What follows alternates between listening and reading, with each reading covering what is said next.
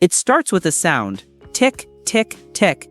At first, it's barely noticeable, just a faint metallic tapping from under the hood. Owners ignore it. Maybe it's bad fuel, maybe it's cold oil, maybe it's nothing, maybe it'll just go away. It doesn't. Then the ticking gets louder. The check engine light comes on. The truck starts shaking, power disappears, and when the valve cover finally comes off, the damage is ugly. A camshaft lobe is ground almost flat. Metal particles are everywhere. Lifters are scarred beyond recognition. The oil looks like glitter is suspended in it. Because it is. Microscopic metal fragments. The lifeblood of your engine has become its poison.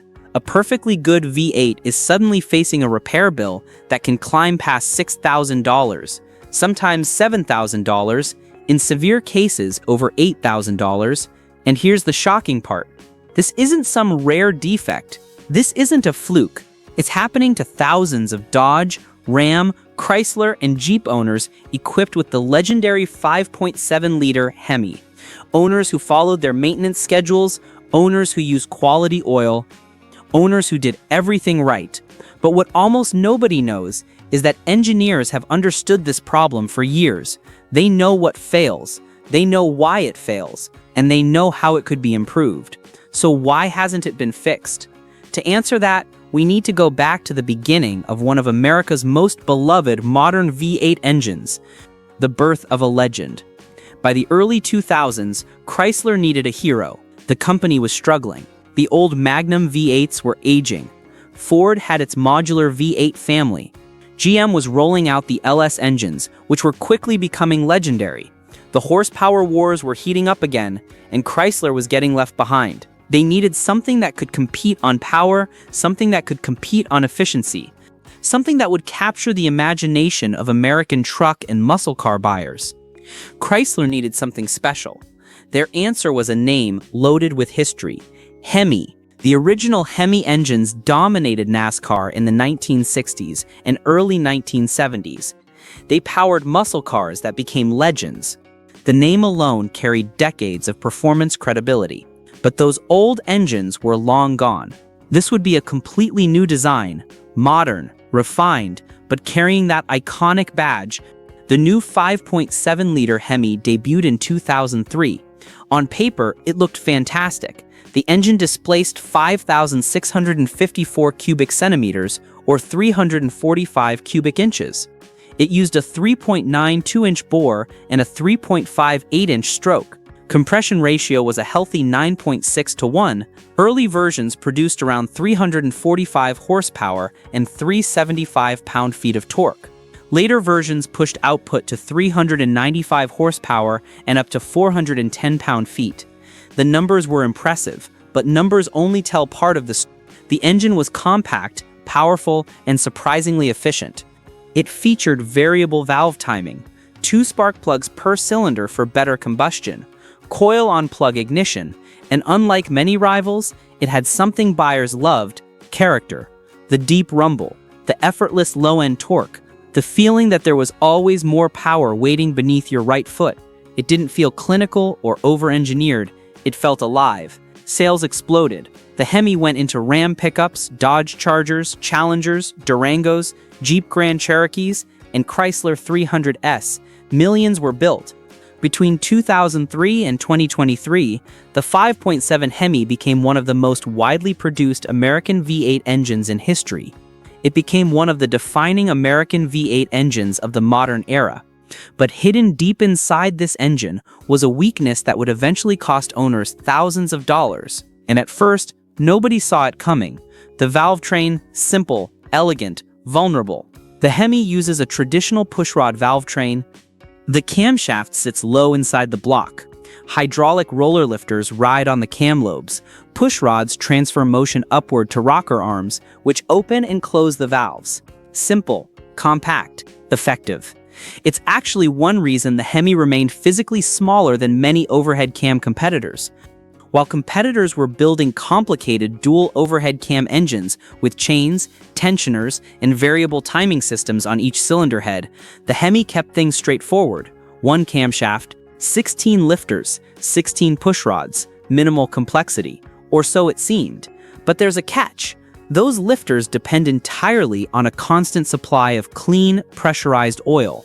Every single moment the engine runs, every revolution, every mile, no oil means trouble.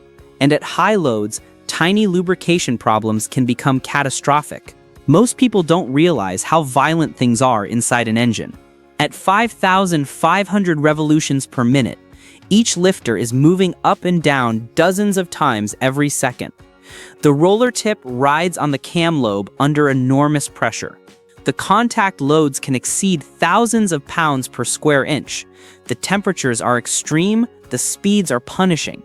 Everything depends on a microscopic film of oil, a film thinner than a human hair. That film is the only thing separating moving metal surfaces.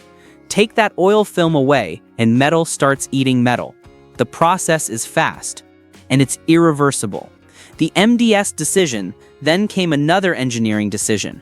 Chrysler introduced something called MDS, Multi-Displacement System. This wasn't unique to Chrysler. GM had active fuel management. Honda had variable cylinder management. Cylinder deactivation was becoming popular across the industry. The idea was brilliant. Under light loads, cruising on the highway, gentle acceleration, steady speeds, the engine would deactivate 4 cylinders. The V8 effectively became a 4-cylinder engine, reducing fuel consumption. To accomplish this, Chrysler used special lifters on 4 cylinders, cylinders 1, 4, 6, and 7. These lifters contain locking pins controlled by oil pressure. Under certain conditions, the pins release, allowing the valves to stop opening. The lifter collapses internally. The push rod continues moving, but the valve stays closed. The cylinders go to sleep. Fuel economy improves. In testing, fuel economy gains range from 5% to 20%, depending on driving conditions. Customers save gas. Emissions decrease. Everybody wins, except those special lifters are incredibly complicated. Instead of being a simple hydraulic unit, each MDS lifter contains inner and outer bodies, locking pins, springs, oil passages. Precise tolerances and complexity often creates opportunities for failure. The first warning signs, owners started reporting problems. At first, it seemed random. One truck failed at 200,000 miles. Another failed at 80,000. Some engines died at just 40,000 miles. A few unfortunate owners experienced failures under warranty. Others weren't so lucky. The symptoms were eerily similar: ticking noises, misfires, loss of power. Check engine light with codes P0300, P0301, P0304, P0306, or P0307. Rough idle, decreased fuel economy. Then came the diagnosis: collapsed lifter, destroyed camshaft. Repair estimate $4,000 to $7,000. Repeat, again and again. Independent repair shops began seeing the same patterns so often that they could practically diagnose it over the phone. One mechanic reportedly joked, "If it's a HEMI and it's ticking, we're already ordering lifters." Another shop owner said they were rebuilding 2 or 3 HEMI valvetrains every month, just from their small shop, in one town. But why? What exactly was happening? The failure cascade. When the roller bearing inside the lifter begins to fail, it stops rolling properly. Imagine dragging a locked shopping cart wheel across concrete. The wheel doesn't turn. It scrapes. It grinds. Instead of smoothly rolling over the cam lobe, the damaged roller scrapes against it. The cam lobe is hardened steel. The roller is hardened steel. But one of them has to lose. The hardened cam surface starts wearing away. Tiny metal particles enter the oil. Those particles circulate throughout the engine. They contaminate bearings. They score cylinder walls. They damage everything they touch. The cam lobe becomes flattened. What should be a smooth, precisely shaped ramp becomes a worn plateau. Valve lift decreases. The valve doesn't open as far as it should. Cylinder filling suffers. The engine can't breathe. Power drops. Eventually, the engine begins misfiring because one cylinder simply can't breathe anymore. In severe cases, the lifter completely seizes. The pushrod bends. The rocker arm breaks. The valve drops into the cylinder. Now you're not looking at a valve train repair. You're looking at a complete engine replacement. And then the repair bill arrives. Replacing lifters alone isn't enough. The camshaft is usually damaged too. Many repairs require removing major engine components. The intake manifold comes off. The cylinder heads might need to come off. The oil pan drops. The timing chain comes out. Labor costs skyrocket. Some owners pay $4,000. Others pay over $7,000. Some dealerships quote $9,000 or more for repairs that take 20 to 30 hours of labor. And then the real nightmare starts, because nobody completely agrees on the root cause. The great debate. Some mechanics blame the MDS lifters. They point out that failures almost always happen on MDS-equipped cylinders. They argue that the complexity creates weakness. Others blame oil starvation. They say oil passages get clogged. They point to sludge in poorly maintained engines. Some point to extended oil change intervals. Modern oils can go 10,000 miles, but maybe that's too long for this engine. Others blame long idle times, police cars, delivery trucks, work vehicles that sit and idle for hours. Some technicians blame manufacturing tolerances. Maybe some lifters are simply defective from the factory. And here's where the story gets interesting. Many failures happen in police vehicles, fleet trucks, and vehicles that spend long periods idling. Police chargers, highway patrol Durangos, security vehicles, fleet Ram pickups. Think about that. The engine is running, the camshaft is turning, the lifters are moving, but oil flow and splash lubrication aren't ideal. The engine isn't generating the same conditions it sees during highway driving. The oil isn't being circulated with the same vigor. Hot spots develop. Over thousands of hours, wear accumulates. Some technicians believe the needle bearings inside the roller lifters begin degrading under these conditions. The constant low-speed operation creates the perfect conditions for bearing wear. Once bearing damage starts, failure becomes inevitable. It's only a matter of time. The corporate response. You can probably guess what happened next. Owners demanded answers. Forums exploded. HEMI tick threads have millions of combined views. YouTube videos accumulated millions of views. Mechanics began posting photographs of destroyed camshafts. The images were shocking. Cam lobes worn completely flat, lifters with broken rollers, metal shavings coating every internal component. The phrase HEMI tick became famous. It became a meme, a warning, a stigma, and Chrysler couldn't ignore it anymore. The company issued technical service bulletins. OM0900214 addressed MDS lifter issues. TSB 0900118 REV BA addressed the same problems. Chrysler acknowledged the issue. They provided updated repair procedures. They even updated some lifter designs. But here's the part that shocks people. The company never issued a massive recall. No campaign to replace every potentially affected engine. No program to retrofit every vehicle. Why? The economics of failure.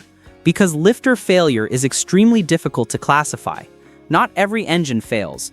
Many HEMIs run perfectly for hundreds of thousands of miles. There are examples exceeding 300,000 miles on original internals. Taxi companies running Ram trucks with 400,000 miles. Original lifters, original camshaft, still running strong. Others fail far earlier. From an engineering and legal standpoint, that's a nightmare. A recall usually requires proving a widespread safety defect, something that creates immediate danger, something that threatens lives.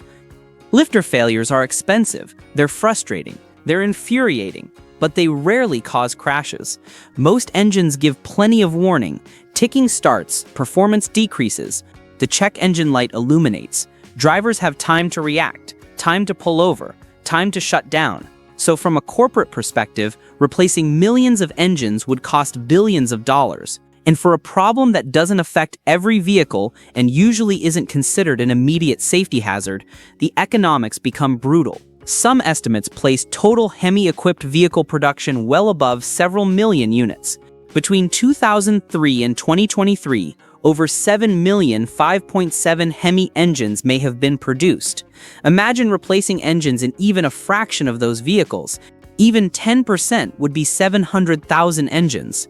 At $6,000 per repair, that's over $4 billion. The costs would be staggering, potentially company-ending.